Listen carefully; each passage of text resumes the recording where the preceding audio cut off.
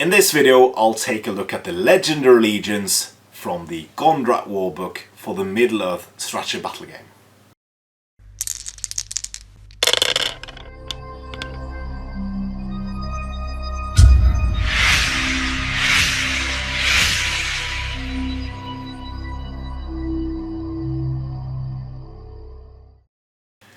Hello and welcome to yet another video here on the YouTube channel SCF Wargaming Studios.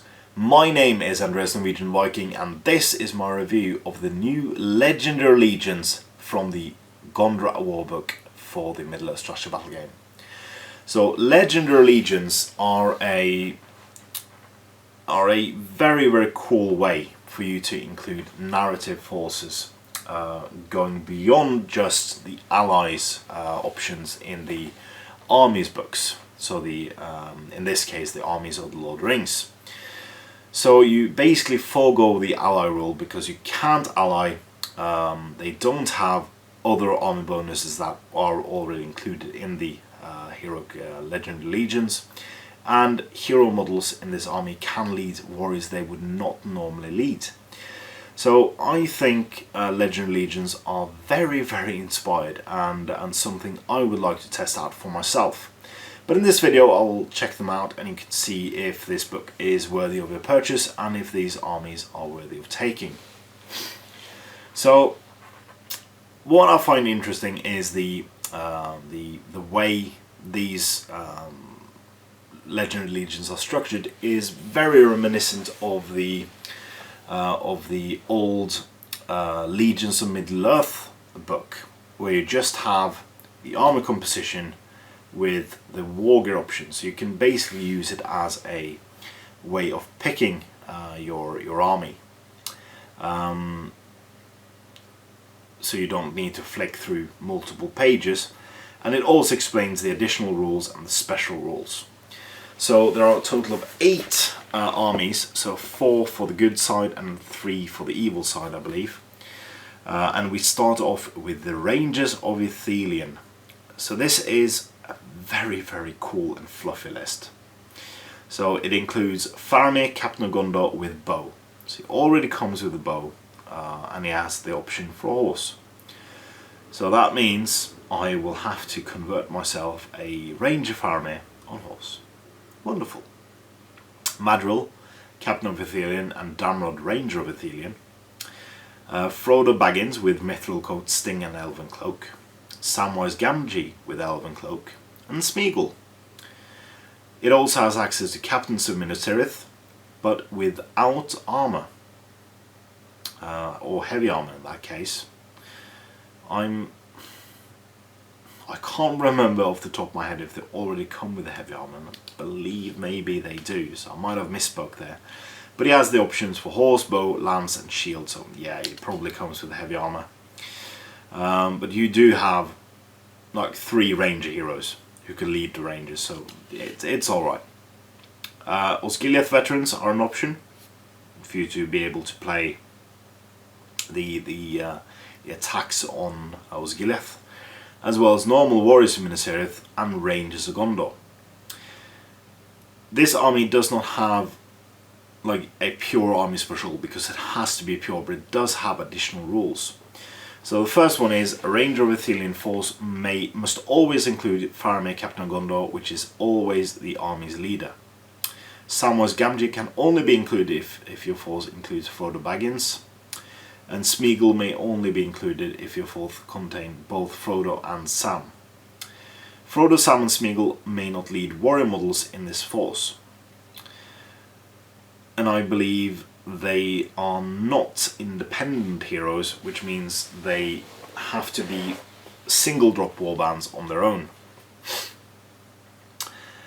Special rules. Faramir's Rangers. Rangers of Gondor in warbands led by Faramir, Madril or Damrod do not count towards this force's bow limit. Awesome! That means pure Ranger force locked down. Something I've been wanting for ages. Captured by Gondor, Frodo, Sam and Smeagol must either be deployed together as one warband or included as part of Faramir's warband, which totally makes my previous comment not worth it. So yeah, it totally disrupts that, but again, I spotted a potential flaw for having it fluffy, and they immediately made it fluffy again. So, nice job. And experience trackers, Rangers of Gondor from its arm list gain the woodland creature special rule. Wonderful. Although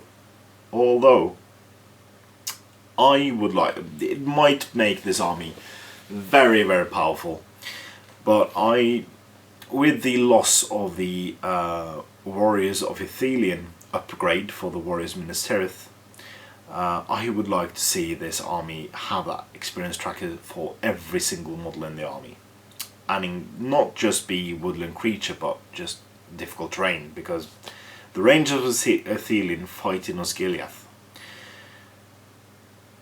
but they are so familiar with Osgiliath, I would have them just move across terrain as open ground. It could make this army very, very powerful. Just like you could move 3 inches back and shoot in terrain, regardless of the type. So it might make them too powerful, but yeah, something I could see being different. But this army is everything I wanted, maybe bar that last bit. So yeah, this is something I would like to play. Grey Company, which is something mostly taken from books, because this army is not in the movie in the slightest. So this army is has the composition of Aragorn, Strider, Armour, Bow and Elven Cloak as options, Halbrand with Banner of Arwen Evenstar as an option, Legolas Greenleaf with Armour and Elven Cloak as an option, Gimli Son of Gloin with Elven Cloak as an option, Eladan and Elrire with Elven Bow, Cloak. Pardon me. I'm very sorry, it's been a long evening. With Elven Bow, Cloak and Heavy Armour as options, and Rangers of the North with Spear as options. So, as you can see, no horses at all, because of course they didn't ride horses in this part of the book. And they have additional rules. A Grey Company force must always include Aragorn Strider, who is always your army's leader. A Grey Company's army is deployed as a single warband regardless of the number of models, with Aragorn as the warband's captain. Very, very cool. Passing of the Grey Company. All models from this army list gain the Woodland Creature special rule. Fantastic. And Rangers of the North may benefit from Standfast of Aragorn, Legolas, Gimli, Halbrand, Elrond and Elrihir. Additionally, Rangers of the North increase their attack value to 2 whilst they have the infantry keyword, which in this army they will never lose. And the Heir of Isildur. Aragorn does not have to pay any points for Andril, Flame of the West. He automatically has his upgrade for free. This is a in-your-face, shooty, then kill everything, very, very glass hammery, very few model army. I think this model will, this army will punch through very many things, and you could even play this as a all hero army.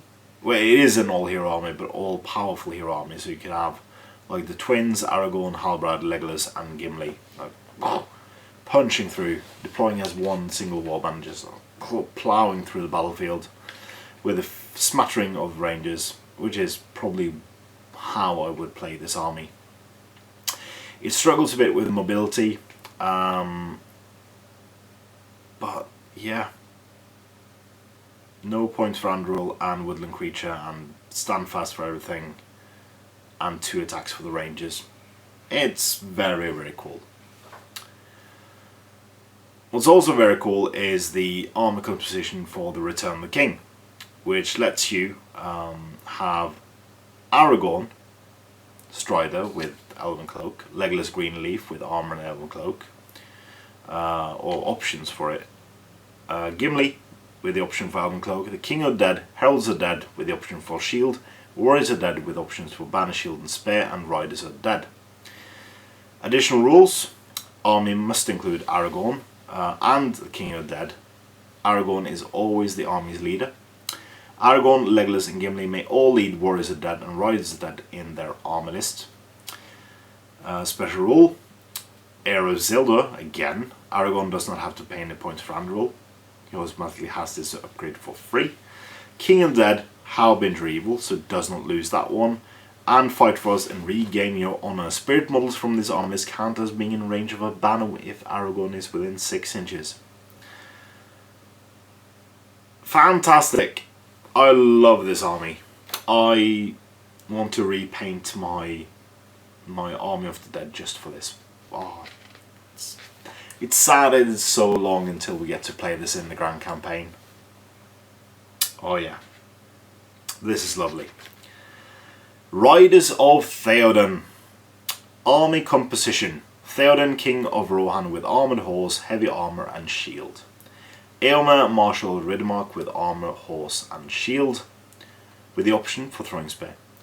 Darnhelm, Derwine, Chief of Kings, Knights with horse. Gamling, Captain of Rohan with horse, with the option for Royal Standard of Rohan. Elfhelm, Captain of Rohan with horse. Captain of Rohan with horse, with options for bow, heavy armour, shield and throwing spears. Riders of Rohan and Royal Guard on horses.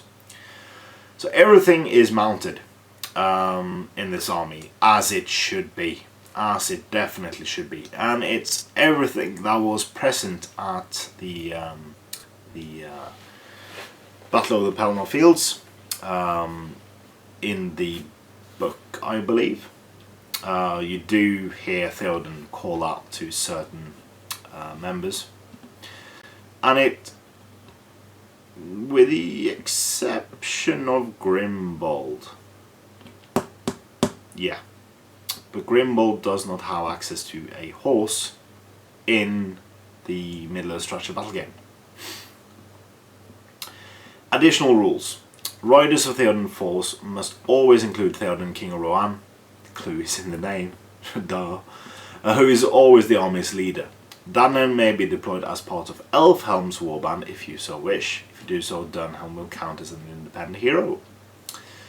Ride for Ruin and the World's Ending. Friendly Rohan cavalry models gain +1 strength on the turn which take charge. Oh, awesome. And Death. Once per game at the start of any fight phase, so long as he is alive and on the battlefield, Theoden can declare that he is using this ability. Every friendly Rohan hero within 12 inches may declare heroic combat or heroic strike, if able, without expending might points to do so. Wedge formation, plow in, just kill everything. Absolutely awesome. Yeah, definitely this army I would like to see be played in tournaments. Would be so much fun. Men of the West. So this is the last of the good armies, and it represents the Blackgate army. So you have Aragorn, King Elisar, Legolas Greenleaf with option for armor, Gimli, Son of Gloin with no options, Eomer, Marshal of Riddermark with option for shield, Meredith Branderbuck, Knight of the Mark with option for shield, Peregrine Took, Guard of the Citadel, Gandalf the White, Beregond, Prince Imrahil of Dol Amroth, Elladan and Alrael, Elrohir with heavy armor for both as options, Captain of Minas Tirith with option for bow and shield, Captain of Rohan with option for bow, heavy armor, shield and throwing spears, Captain of Dol Amroth, Warrior of Minas Tirith with loads of options, Warriors of Rohan with loads of options, and Knights of Dol Amroth with loads of options. And this army is the stark opposition to the Riders of Theoden, because this army has no horses at all, because I do believe they rode there, but they dismounted. And again, this is my comment is superfluous again, because the additional rules explains it. All models in this force must have the infantry keyword. No cavalry models are available. Only Gondor models may lead Gondor warriors. Only Rohan heroes may lead Rohan warrior models. But if they don't have the keyword, they can lead anything, as per the army composition for the Legend Legion rules. The men of the Westfalls must always include Aragorn, King Elessar, who is always the army leader. And his special rules are: this day we fight, the inspiring speech. Whilst Aragorn, King Elessar is alive and on the battlefield, all models within this army list automatically pass all courage tests they are required to make. And for Frodo, once per game at the start of any fight phase, so long as he is alive and on the battlefield, Aragorn can declare he is using this ability. Friendly models within 12 inches increase their fight value by 1 until the end of the turn. So when this army gets stuck in, they can all boost by 1, probably making them win fights instead of tying them. It is a very, very interesting army list to play. I'm not sure if it's the strongest one. I might have to look at all the synergies, but yeah.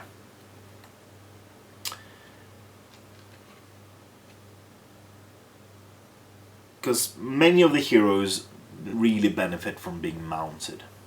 But yeah, I'm not made any notes on this army in particular, but I like it for fluff, but I don't think it's the most powerful legendary legion. I might be totally wrong, but do correct me not correct me, do voice your opinions in the comment section. But it's a very cool narrative, fluffy army. So we come to the first of the 3 evil armies now, and it's the Army of Gothmog. This army may include Gothmog, Lieutenant of Sauron, with option for Worgen Shield, Goroth, Captain of Morannon, Guritz, Gothmog's Enforcer, Zagdush, and Morannon Orc Captains, with option for Shield and 2-handed weapons, Orc Shaman, with option for Warg, Orc Taskmaster, Orc Drummer, Orc Warriors, or Morannon Orcs, Mordor Trolls, Mordor Siege Bows, and Mordor War Catapults. Or Mordor Catapults! So this army of course represents the army splayed out, and also the army attacking Osgiliath and attacking Minas Tirith.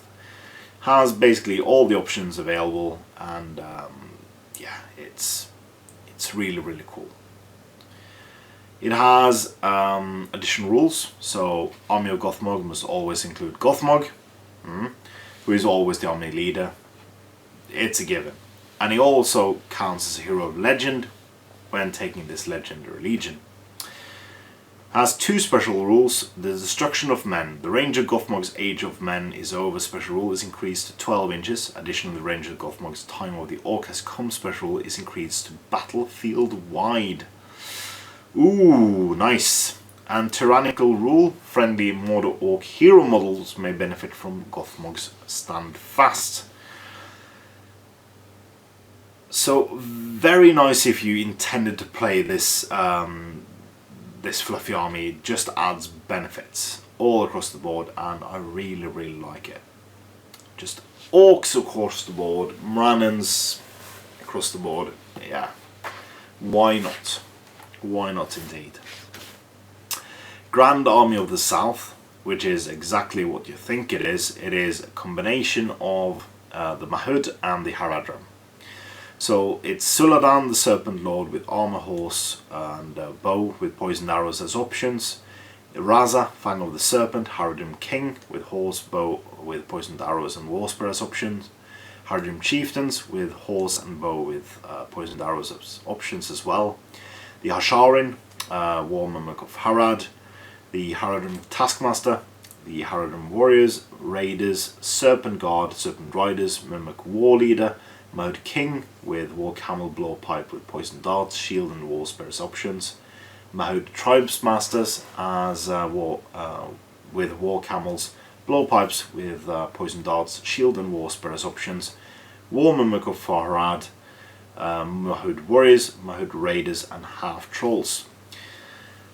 So if you were going for this and would like to have the additional rules instead of the two lines, well, the two list allied, and gain both the army bonuses, you could have this instead.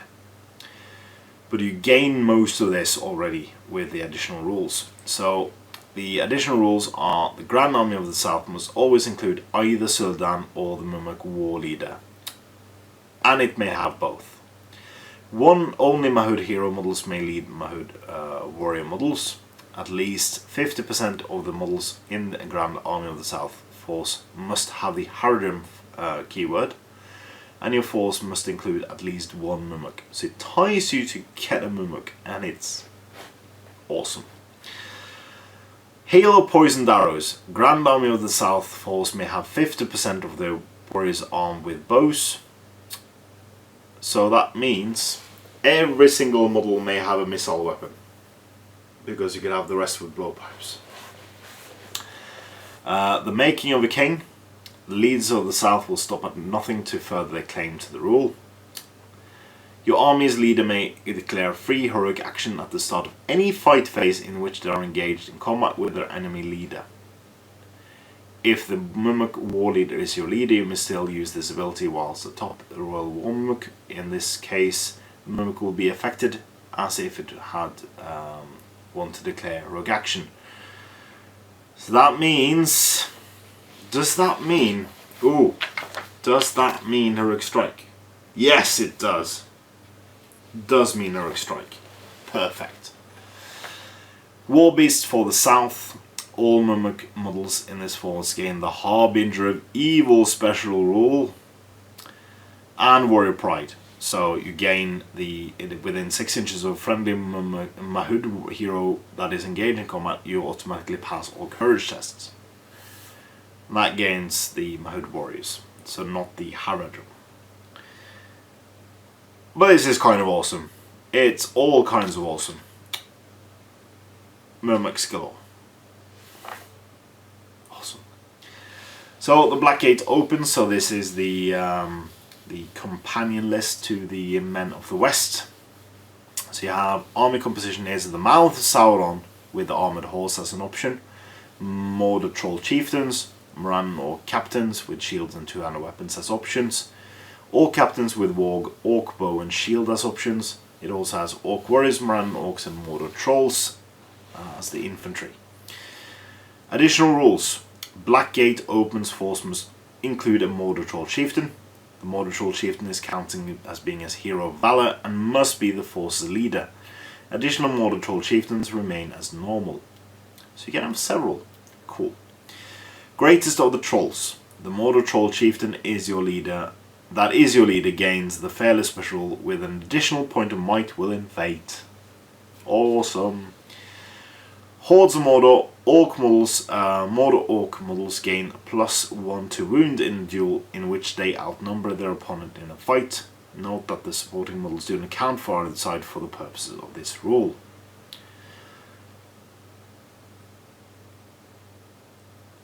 This army is very, very interesting to me,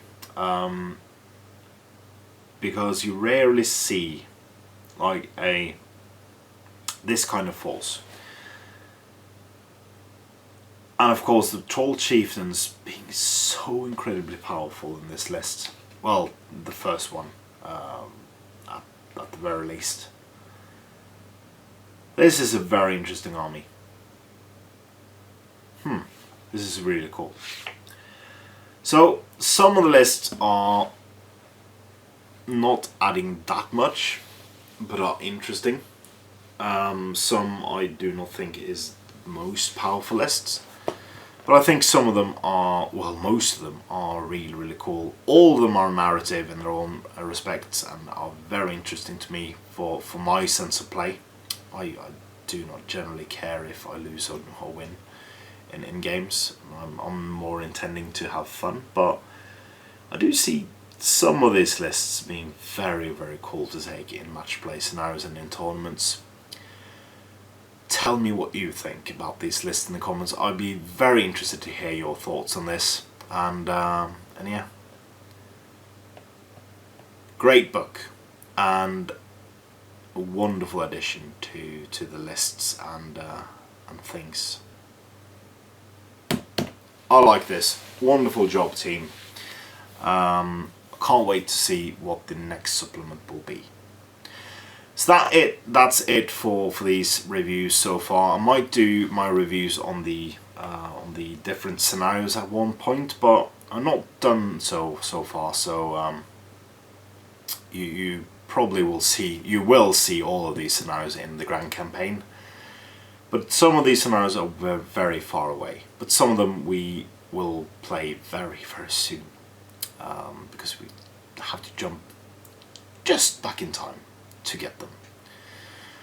But that's it, and please comment, like, share and subscribe, and do consider supporting STF on Patreon using the link in the description below, as it is a fantastic way for you to support efforts here at the channel, and it gives us a monetary means to expand, improve and give you more cool videos each and every week. So if that's at all interesting, click the link, but more importantly, support your hobby.